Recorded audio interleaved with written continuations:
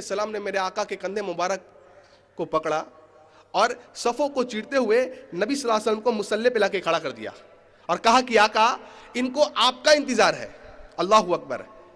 यानी कि अल्लाह सुब्हान व तआला को यह बतलाना था दुनिया के लोगों को कि मोहम्मद सल्लल्लाहु अलैहि वसल्लम सिर्फ आने वालों की इमाम नहीं है, बल्कि जाने वालों की भी इमाम है।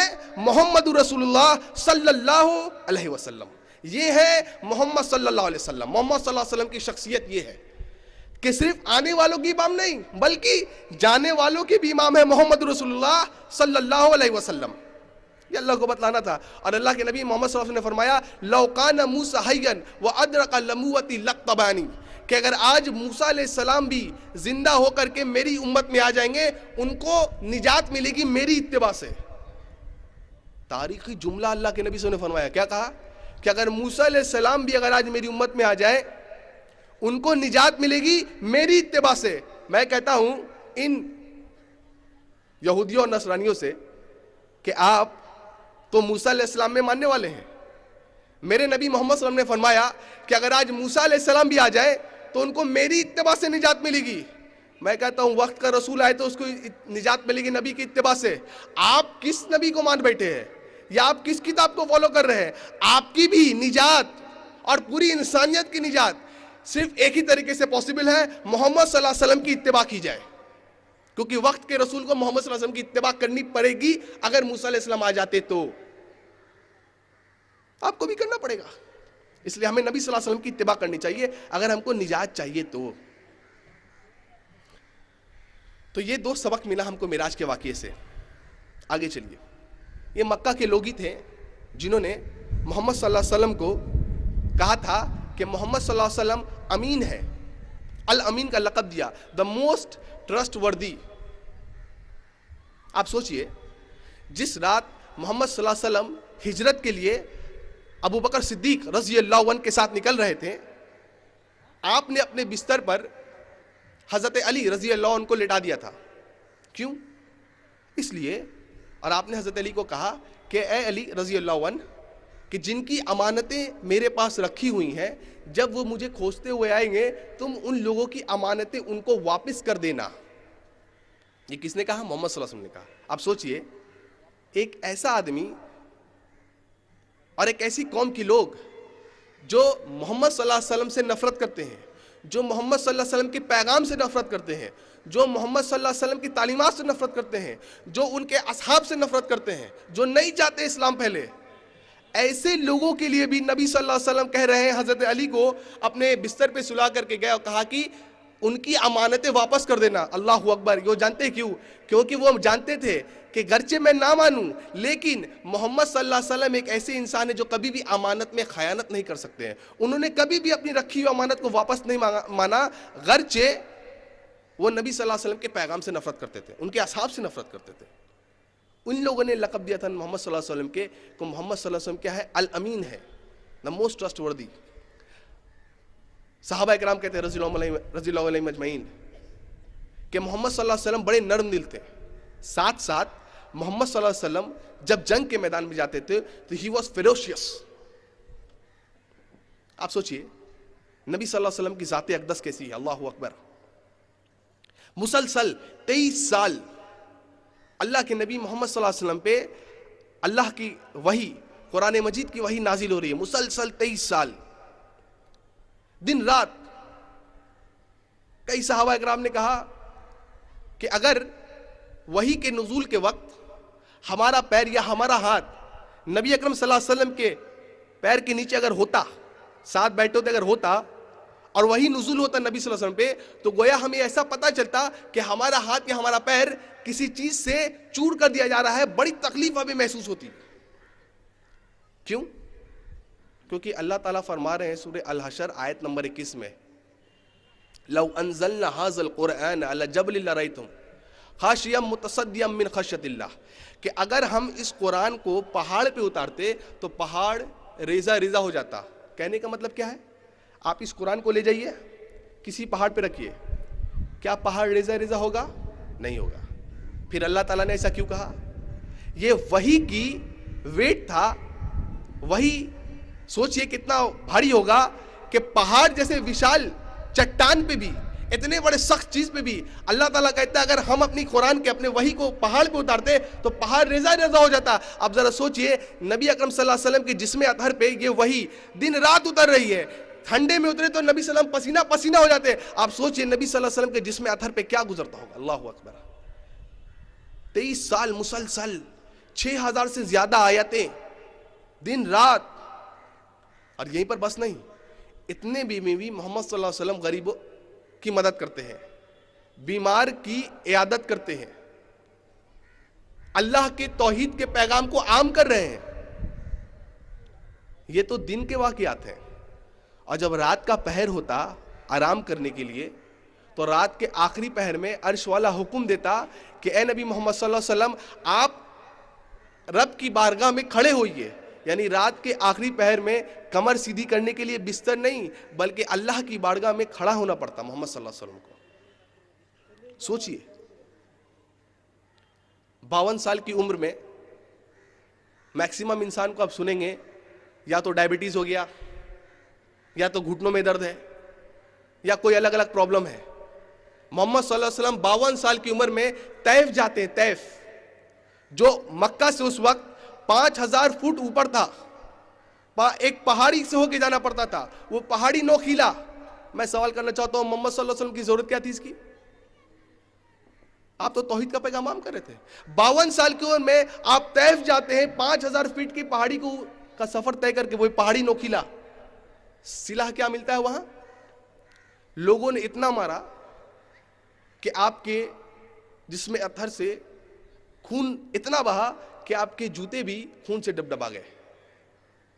क्यों? ताकि इस्लाम और तौहीद लोगों तक पहुंच सके।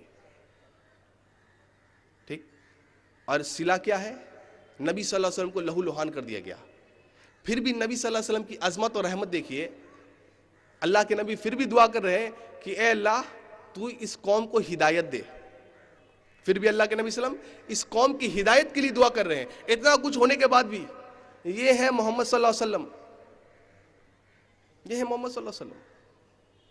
52 साल की उम्र में, 52-53 साल की उम्र में आप रात के आखिरी पहर अल्लाह की बारगाह में खड़े होकर के, साहबी कहते हैं एक रकत में आपने सूरह बकरा, सूरह इमरान, सूरह निसा की तिलावत की एक रकत में, और ये दिन भर पूरी मेहनत और मुशक्कत चल रही है, लोगों को दावत दे रहे हैं। उस अरेबिया में उस वक्त उस धूप में अल्लाह के नबी मोहम्मद सल्लल्लाहु अलैहि वसल्लम दावत दे रहे हैं, कुरान की वही आ रही है। ये सब कुछ एक इंसान करता है, वो है मोहम्मद सल्लल्लाहु अलैहि वसल्लम। ये है मोहम्मद सल्लल्लाहु अलैहि वसल्लम। इनकी अजमत कितनी बड़ी है। इसीलिए माइकल एच हार्ट, जिन्होंने एक किताब लिखी the most 100 influential man in history, उन्होंने मोहम्मद सल्लल्लाहु अलैहि वसल्लम को पहले नंबर पे रखा। माइकल एच हार्ट एक ईसाई हैं, ये एक एस्ट्रोनॉमर और मैथमेटिशियन है, और वो कहते हैं कि मोहम्मद सल्लल्लाहु अलैहि वसल्लम को पहले नंबर पे रखने के लिए हो सकता है कुछ लोग मेरे इस चॉइस को क्वेश्चन करेंगे, सवाल करेंगे, और हो सकता है कुछ लोग इसे पसंद करेंगे, लेकिन मैंने पूरी हिस्ट्री में नबी सल्लल्लाहु अलैहि वसल्लम को ही एक ऐसा इंसान पाया जो रिलीजियस और सेक्युलर लेवल दोनों पे कामयाब थे। ये आप तमाम लोग ये बात जानते हैं, लेकिन मैंने इस बात को कोट क्यों किया? जानते क्यों किया? आप जानते इस बात को, लेकिन मैंने कोट क्यों किया? मैंने कोट इसलिए किया कि एक ईसाई जो एस्ट्रोनॉमर है, मैथमेटिशियन है, वो भी नबी सल्लल्लाहु अलैहि वसल्लम की सीरत को पढ़ के समझता है, तो फिर हम और आप सीरत पढ़ के समझ क्यों नहीं सकते? एक गैर मुस्लिम नबी अकरम सल्लल्लाहु अलैहि वसल्लम की सीरत को पढ़ता है, कुरान का मुताला करता है, तभी तो नबी सल्लल्लाहु अलैहि वसल्लम को नंबर 1 रैंकिंग देता है, नंबर 1 इंसान का लक़ब देता है, तब ना। यानी एक गैर मुस्लिम भी सीरत को पढ़ के समझता है। हम और आप क्यों नहीं समझते सीरत? हम और आप सीरत को पढ़ेंगे, समझेंगे, तभी ना लोगों तक सीरत को पहुंचा सकेंगे, तभी ना नबी सल्लल्लाहु अलैहि वसल्लम की अज़मत के बारे में बता सकेंगे, तभी तो। और कुछ लोग कहते हैं कि मोहम्मद सल्लल्लाहु अलैहि वसल्लम ने, ये वेस्टर्न मीडिया ये प्रोजेक्ट करती है, मैंने कहा था ना नबी सल्लल्लाहु अलैहि वसल्लम के ज़ाते अक़दस को निशाना बनाना। क्यों? और यह वेस्टर्न मीडिया प्रोजेक्ट करती है कि नबी सल्लल्लाहु अलैहि वसल्लम ने 53 साल की उम्र में एक 6 साल की लड़की से निकाह किया, हजरत आयशा से रज़ियल्लाहु अन्हा, और इसको बहुत गलत तरीके से प्रोजेक्ट किया जाता है मीडिया में। मैं बाद में आऊंगा कि नबी सल्लल्लाहु अलैहि वसल्लम ने 53 साल की उम्र में 6 साल की लड़की से, हजरत आयशा रज़ियल्लाहु अन्हा से निकाह क्यों किया। पहले हम देखते हैं कि और लोगों ने क्या किया है। अगर आप न्यू स्ट्रेट टाइम्स पढ़ेंगे, न्यू स्ट्रेट टाइम्स 10 मार्च 2001, 10 मार्च 2001 की रिपोर्ट पढ़ेंगे अगर आप न्यू स्ट्रेट टाइम्स की, उसमें शाया हुआ कि एक थाई गर्ल, यानी एक थाईलैंड की लड़की है जो 9 साल की उम्र में एक बच्चे को पैदा करती है। मैं सवाल करना चाहता हूं, जब वो 9 साल की उम्र में एक बच्चे को पैदा करती है, इसका मतलब उसका शादी कितनी उम्र में हुआ होगा? या तो 7 या तो 8, है ना। ये मीडिया रिपोर्ट शाया नहीं करती है, ये मीडिया पब्लिक बयान नहीं करती है।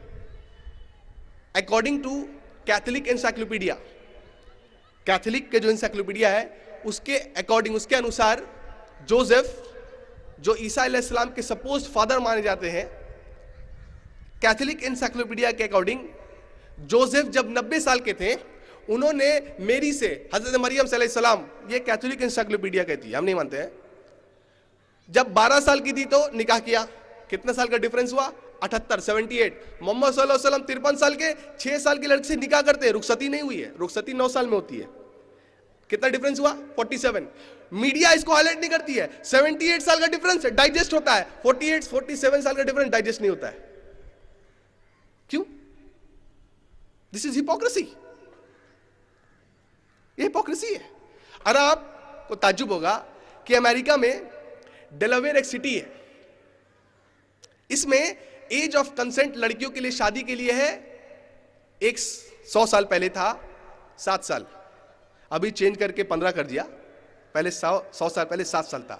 आज भी मेक्सिको और फिलीपीन में एज ऑफ कंसेंट कितना है शादी के लिए? 12 साल। और ये यहूद और नसरानी जो इस बाइबल में मानते हैं, इस बाइबल के अकॉर्डिंग अगर आप पढ़ेंगे 1 Kings chapter number 11 verse number 3, इसमें लिखा हुआ है कि किंग सोलोमन, हम मुसलमान ऐसा नहीं मानते, मैं पहले बात क्लियर कर देता हूं, हम मुसलमान का अकीदा ऐसा नहीं है। इसमें लिखा हुआ है कि किंग सोलोमन की 700 बीवियां थी। कितनी बीवियां थी? 700। अब बात यहीं पर खत्म नहीं हुआ, 700 बीवियां हैं प्लस 300 कॉन्क्यूबाइन है। कौन कहता है? 1 Kings chapter number 11 verse number 3। 700 बीवियां, 300 कॉन्क्यूबाइन। कॉन्क्यूबाइन किसको कहते हैं?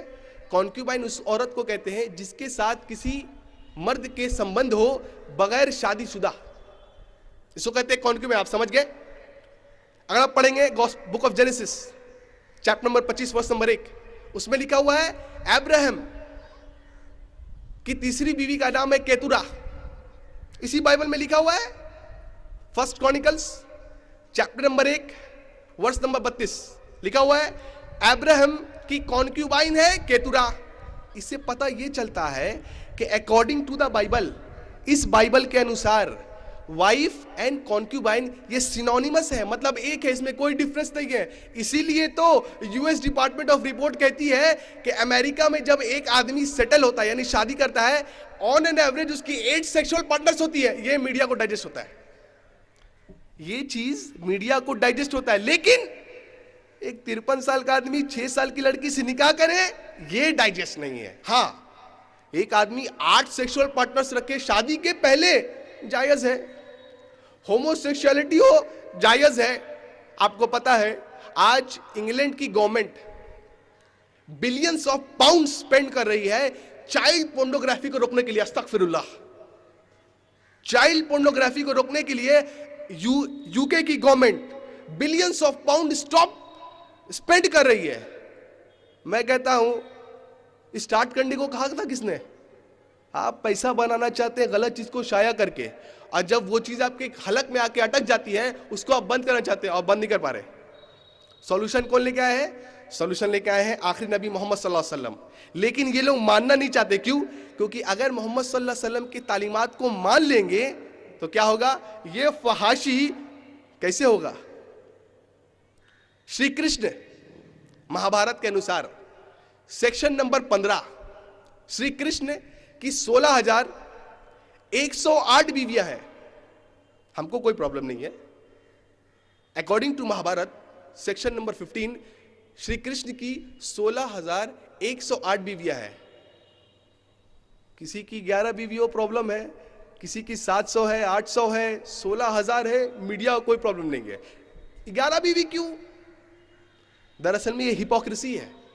और नबी सल्लल्लाहु अलैहि वसल्लम की इन शादियों का जवाब डॉक्टर एनी बेसेंट ने बखूबी दिया है माशाल्लाह। उन्होंने कहा है कि एक आप ये जो बात कहते हैं कि नबी सल्लल्लाहु अलैहि वसल्लम नाउजुबिल्लाह सेक्सुअल डिजायर के लिए शादियां की हैं, उनको ये जानना चाहिए कि एक नौजवान जो 25 साल का है, अपने जवानी के फुल स्विंग में, वो एक 25 साल की उम्र में 2 बार विडोड औरत, 15 साल उम्र में बड़ी, 40 साल की उम्र में हजरत खदीजा रज़ियल्लाहु अन्हा से शादी करते हैं। और आप कहते हैं कि ये इंसान सेक्सुअल डिजायर के लिए शादी करता है। और वो आगे कहती है डॉक्टर एनी बेसेंट के, और जितने भी नबी सल्लल्लाहु अलैहि वसल्लम ने शादियां की हैं, उनका या तो मकसद था अपनी कौम के फायदा होता था एलिजेंस के थ्रू जो पैक्ट होता था, या फिर आवाम का फायदा होता था। उसमें से एक वर्जिन है हजरत आयशा रज़ियल्लाहु अन्हा। ये कौन कहती हैं? डॉक्टर एनी बेसेंट कहती हैं। अब आइए सही बुखारी जिल्द नंबर 7 हदीस नंबर 62 हदीस नंबर 64। अल्लाह के रसूल फरमाते हैं मोहम्मद सल्लल्लाहु अलैहि वसल्लम कि हजरत आयशा से आपकी निकाह हुई जब आप 6 साल के थे, 9 साल में रुखसती हुई। ठीक है। हजरत आयशा कहती है रज़ियल्लाहु अन्हा कि नबी सल्लल्लाहु अलैहि वसल्लम के साथ मैं शादी के बाद, रुखसती के बाद 9 साल और रही। हजरत आयशा कहती है रज़ियल्लाहु अन्हा कि नबी सल्लल्लाहु अलैहि वसल्लम हम रेस करते थे, कभी नबी अकरम सल्लल्लाहु अलैहि वसल्लम जीतते, कभी मैं जीतती। हजरत आयशा कहती है रज़ियल्लाहु अन्हा कि जिस गिलास से मैं पानी पीती और जहां पर मेरे होंठ लगते, अल्लाह के नबी सल्लल्लाहु अलैहि वसल्लम भी उसी गिलास से पानी पीते, और जहां पर मेरे होंठ लगते आप भी उसी जगह से पानी पीते।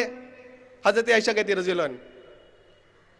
और मैं पूछना चाहता हूं कि नबी सल्लल्लाहु अलैहि वसल्लम की इस दुनिया से रुखसत होने के बाद हजरत आयशा ने किसी और के बारे में सोचा नहीं। She was married from head to heart to prophet Muhammad सल्लल्लाहु अलैहि वसल्लम, और इंशाअल्लाह वो लोग जन्नत में इत्मीनान से रहेंगे। हजरत आयशा से 2000 से ज्यादा हदीस की रवायतें हैं। जिससे शादी हुआ उसको कोई प्रॉब्लम नहीं, जिनके वालिद ने शादी कराया उसको भी कोई प्रॉब्लम नहीं, जिस जमाने के लोग मौजूद थे उनको भी कोई प्रॉब्लम नहीं था। आप सोचिए, क्या ये लोग मुशरिके मक्का क्या नबी सल्लल्लाहु अलैहि वसल्लम के जाते गिरामी पे कुछ करने के लिए छोड़ते मौका? उनको कोई प्रॉब्लम नहीं था। जिससे शादी हुआ उसको कोई प्रॉब्लम था। 14